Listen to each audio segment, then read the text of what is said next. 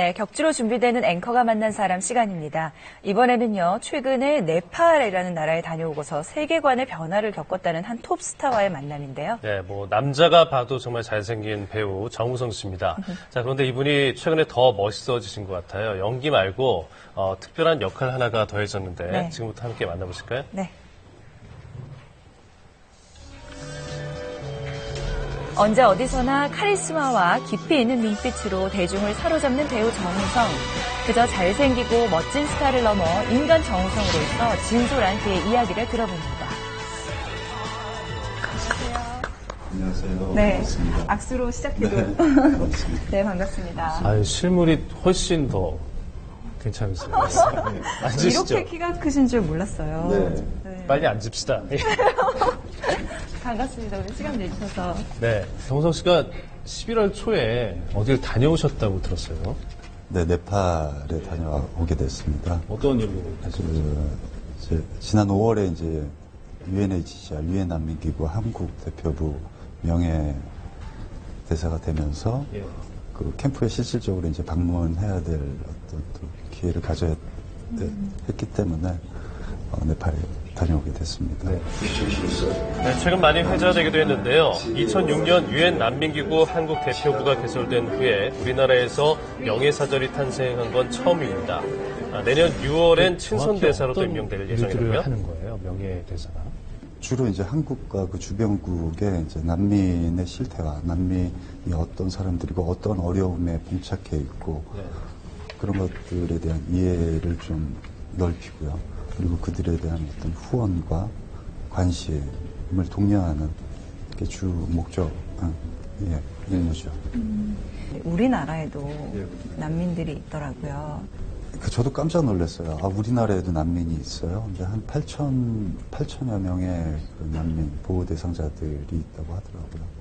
그리고 대부분이 이제 파키스탄 쪽에서 넘어온 난민들이고, 그리고 또 시리아 쪽에서 넘어온 난민들이라고 하는데. 네, 한국에도 난민이 있다는 사실 알고 계셨나요? 우리나라는 2001년 처음으로 난민을 받아들였고 난민보호법도 발효됐습니다. 우리나라를 포함해 전 세계적으로 박해와 빈곤, 내전 등으로 갈 곳을 잃은 난민의 수는 5천만 명에 이릅니다. 유엔 난민기구는 이들의 권리와 복지를 보호하고 돕는 역할을 하고 있습니다. 네팔에 가셔서 이제 아이들 직접 만나시고 이렇게 오셨잖아요. 그 중에서 가장 기억나는 사람이 있을까요?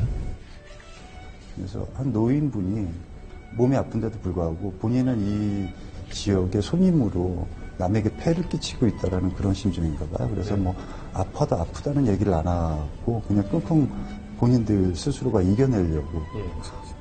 그러면서 그분이 고향으로 돌아갈 수 있다라는 계속 웃으세요. 아주 어려운 환경인데도 불구하고. 표정이 되게 밝아요, 다. 네네. 그리고 아이들은 이제 사실은 자신들이 처한 상황을 모르잖아요. 인지가 안 되잖아요. 나라가 없고 시민권이 없다라는 게 이제 이 아이들에게는 꿈이 없는 거나 마찬가지거든요. 그러니까 그런데도 불구하고 또 이 아이들의 밝은 미소를 볼 때 참 많은 생각들이 교감이 되더라고요. 파란 팔찌도. 네. 그쵸. 네. 이게 이제 UNHCR 한국 대표부에서 만든 건데요. 두 손 모아 난민보, 이런 어떤 캠페인의 일종으로 이렇게 만들었어요. 항상 하고 차고 다니시는. 항상은 못해요. 제일 많이 달라진 점이라고 한다면? 세계관이 바뀐 것 같아요. 갔다 오고 나서. 그 UNHCR 직원분들을 봤을 때도, 세상을 저렇게 남들과 나누기 위해서 살고 있는 분들도 있구나. 근데 결국에는 이제 서로에 대한 이해와 포용, 나눔이 이들과의 어떤 아름다운 좀 삶을 같이 할 수 있는 세상이 되겠구나라는 어떤 그런 생각들. 네, 어려운 상황 속에서도 해맑은 웃음을 잃지 않는 아이들을 보면서 삶의 의미를 다시 새겨보게 됐다는데요. 더 낮은 자세로 난민들을 대하는 그는 스타가 아닌 그저 자상한 한 사람이었습니다. 제가 난민촌을 방문했을 때 그 난민촌의 청소년들이 제가 이제 배우라고 작은 연극을 준비해서 보여줬어요. 근데 이제 그게 이제 부탄 난민들이 어떤 이유로 해서 이 네팔의 난민촌까지 오게 됐는지. 이게 너무 순수하니까, 표현들이 순수하니까 어떤 연기의 테크닉이랑은 상관없이 굉장히 가슴 뭉클하게 와닿더라고요. 그 와중에 이제 연극 잘 봤어요 하고 인사를 나누는데, 내 머릿속에 지우개도 보고, 네. 뭐도 보고 했다고 하면서 자기 꿈이 배우라고 이렇게 얘기를 하는 친구를 만났죠. 어떤 얘기 해주셨어요? 그 친구. 근데 어떤 어설픈 막 이런 얘기를 해줄 수가 없잖아요. 뭐 연기를 하려면 어떻게 해야 되고 이러기보다는 미래가 보장되지 않은 친구니까 그 꿈을 갖고 있다라는 게 참 한편으로는 뭐 가슴이 짠하죠. 안타깝고. 예, 희망을 잃지 말라는 그냥 그 얘기를 해줄 수밖에 없는 것 같았어요. 원래부터도 이런 쪽에 뭐 나누고 봉사하고 또는 아이들 도와주고 키워주고 이런 쪽에 좀 관심이 많으셨던 건가요? 아이를 키워주는 데에 대해서는 잘 모르겠고요. 아이를 제가 네. 제가 키우겠습니다. 아이를 저도 이제 아이를 키워야 되겠죠. 그렇죠. 어릴 적에 이제 막연히, 내가 어떤 큰 배우가 되면은 나도 이런 활동을 해야지. 그리고 나 스스로의 어떤 목표도 만들어 놨었고. 그런데 이제 그런 것들이 어떻게 보면 이렇게 이런 긴 어떤 경력의 시간과 함께 또 무게감이라는 게 생기잖아요. 또 저라는 배우에 대한 어떤 사회적 신임도도 생기고 이런 것들을 함께 지금 이렇게 UNHCR과 함께 나눌 수 있다라는 게 굉장히 좋은 시기인 것 같다라는 생각이 들어요. 좀 어깨가 무겁진 않으세요? 참여를 하고 사실 네팔 가기 전에 전날 너무 잠이 안 오더라고요. 왜요? 이게 내가 지금 자격이 되는 건가? 충분히 마음의 준비가 된 건가?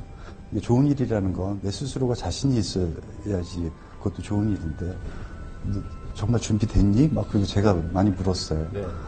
그러니까 어떤 활동에 대한 부담감보다는 지속성을 가져야 되잖아요. 어떤 이런 활동을 시작했을 때 이게 단발성으로 끝나서도 안다고 저 스스로도 10년 또 20년 할 수 있는 그리고 내가 그 정도를 할 수 있는 어떤 배우로서 계속해서 자리하는 게 또 하나의 어떻게 보면 활동에 이어갈 수 있는 가장 중요한 요인이겠죠.